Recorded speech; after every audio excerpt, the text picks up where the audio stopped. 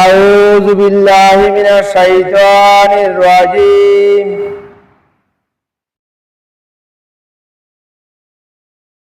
একবার পড়লেন, কত সময় জানি না, তবে এটা আমি 100% মিয়াফিল মিয়া আমি আমার ঈমান আছে এটার উপর, আমি নিশ্চিত একটা নির্দিষ্ট সময়ের জন্য আল্লাহ পাক আমাকে 6টা দিক থেকে সেতারা দিয়ে ঘেরা করে রেখেছে। আল্লাহ পাক কুদরতি সারাদা, কুদরতি পর্দা দিয়ে, নূরের পর্দা দিয়ে আমাকে ঘেরা করে রেখেছে। শয়তান আমার দিকে তাকালে অন্ধ হয়ে যাবে। আমার আশপাশে আসা অনেক দূরের কথা। আমার রাসূল ডাইরেক্ট এভাবে বলে নাই, আমি হাদিসের তাহকিক তাফসীর বলতেছি। আমি তাহকিক প্রমাণ, বাস্তব প্রমাণ দিতেছি। আমি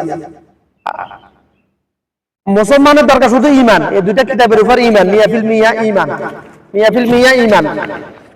রিসার্চ করবে, যার ঈমান নাই তারাই রিসার্চ করবে সুন্নাহর উপর, হাদিসের উপর, কোরআনের উপর। যার ঈমান আছে তার রিসার্চের কি দরকার? তার শুধু দরকার ঈমান, আমল, বাস মিয়াফিল মিয়া, খালাস। হাসাল ওজর, হাসাল ওজর ইনশাআল্লাহ, হাসাল ফাজিলা ইনশাআল্লাহ। মুসলমানের দরকার শুধুমাত্র ঈমান আনা এই দুইটা কিতাবের উপর। যদি ঈমান আনতে পারে, আমল করতে পারে, তাহলে সে নেকি পাবে, ফজিলত পাবে। নেকি কি? যেটা হাসরের দিন মিজানে ওজন করা হবে। ফজিলত কি? যেটা ফলাফল, রেজাল্ট দুনিয়াতে ভোগ করতে পারবে এবং কবরে ভোগ করবে। সে হাসরে ভোগ করবে, হাসরের দিন ভোগ করবে। ওটা হলো ফজিলত। নেকি আর ফজিলত আকাশ পাতাল পার্থক্য। নেকি শুধু পাওয়া যাবে হাসরের দিন মিজানে ওজন করা হবে, আর ফজিলত পাওয়া যাবে দুনিয়াতে বেশিরভাগ কবরে, হাসরের মাঠে ইনশাআল্লাহ। হাসরের মাঠে, ফুলসিরাতে, হাউজে কাউসারে ফজিলত পাওয়া যাবে ইনশাআল্লাহ। ফজিলত কারণ হবে যার ঈমান আছে মিয়াফিল মিয়া, কোরআনের উপর, আমার রাসূলের হাদিসের উপর। আমার রাসূল বলছে হাদিস, আমাকে বলতে হবে সহিহ হাদিস, সহিহ হাদিসের উপর।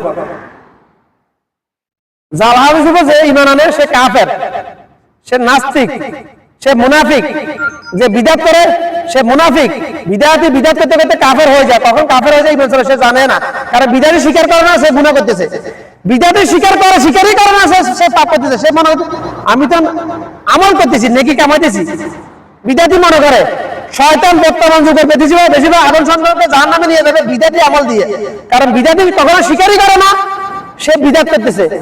বিদআতি মনে করে আমি তো ভালো কাজ করতেছি, আমার গুনাহ কেন হবে, বিদআত কেন হবে? না রে ভাই, যেটা আমার রাসূল করে না ওটা আমার রাসূল করেছে মনে করে করাটা হলো বিদআত। যেটা আমার রাসূল বলে নাই, যে কথা আমার রাসূল বলে না ওটা আমার রাসূল বলেছে বলাটাই চালিয়ে দেওয়াটাই বিদআত। ওয়াকুল্লু বিদআতি দালালা, ওয়াকুল্লু বিদআতি দালালা, ওয়াকুল্লু বিদআতি শিরক আসগার। এই হাদিসে অর্ধেক বয়ান করা হয়, অন্য হাদিস বয়ান করে না।